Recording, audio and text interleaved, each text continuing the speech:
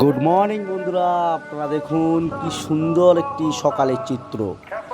যেখানে দেখুন দেখুন একটু কুয়াশা পড়েছে ওই দূরের দিকে, কিন্তু এটা নদীর জল পুরো স্থির। এটি সুন্দরবনের চিত্র সকালে, এটা সকাল 9টার সময়। আমি যখন গোপালকাটা থেকে যখন কোটরাখালি পার হব তখন এই দৃশ্যটি আমার চোখে পড়ে, এবং আপনাদের দেখানোর এটাই আমার উদ্দেশ্য যে সুন্দরবনের যখন নদীতে যখন বালি আসে তখন কিভাবে সেই বালিগুলো নামানো হয়, চরে নামানো হয়।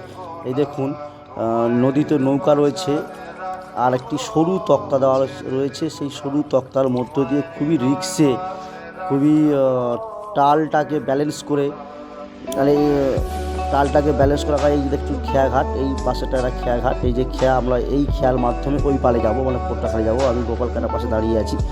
তো এই যে দেখছেন এই যে বোট, এই বোট থেকে সরু তক্তার মধ্য দিয়ে বালি নামানো হচ্ছে।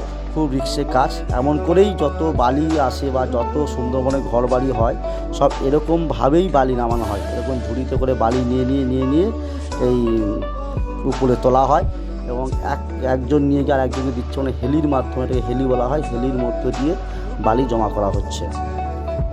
তো সুন্দরবনে যত বালি আসে, দূর থেকে বালি আসে, তা এমনভাবেই বালি তোলা হয়। সবাই বালি তোলে। তা আপনাদের এটাই দেখানোর ইচ্ছা। Thank you.